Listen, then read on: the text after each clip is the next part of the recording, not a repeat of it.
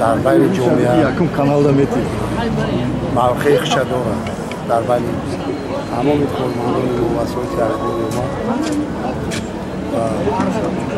برای جمعیت روزه ما بهترین فرزندان رو تربیت کرده است. این فرزند همین شما رو امروزی تربیت کردید. ما او رو تربیت کردیم. دوام دایم در خونه‌ش هم خیلی توی خونه باشه. من نبودم رفتم. نه. اوز فقط اوز.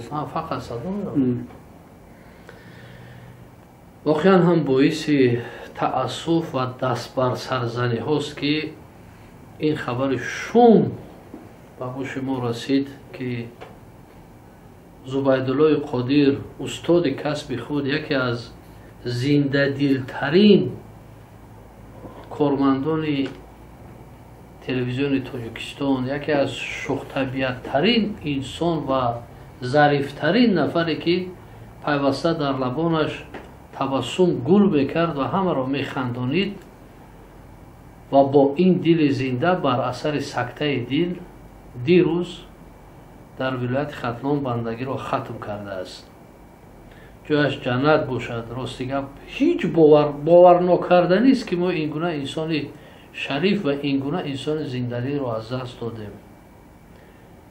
اما که چند ماه قبل وقتی که در جنازه بهادر براق خدا رحمتی در ولایت ختلان بودیم در کشانیان، اون نیز در همونجا حضور داشت و تلاش میکرد، جزم داشت، چسب و تلاش ها داشت، کوشش ها داشت که همون قرضهایی که بهادر رحمتی از بانک ها داشته است اونها را توسط دیگر ژورنالیستان ولایت ختلان برگرداند.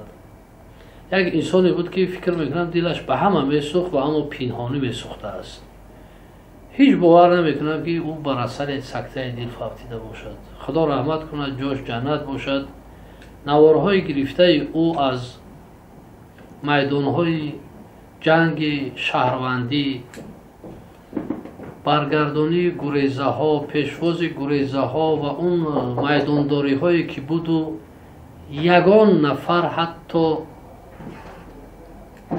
دیل و گرده به ولایت قرغانتپه و ولایت جنگ زده کلاب رفتن را نداشت و اما زبیدالله خدا رحمتی به یگان ترس و هراس میرفت، با دلخواه نفر هم صحبت میشد و دلخواه نواری را که لازم بود برای تاریخ ژورنالیستیکای تاجیک و تاریخ نوین تاجیکستان به نوار میگرفت. تمامی سفرهای جنوب عالی به حضور او نمیگذشت.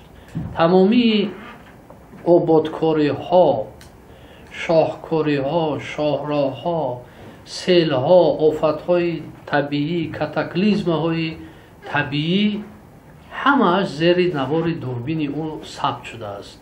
خدا رحمت و مغفرت کند.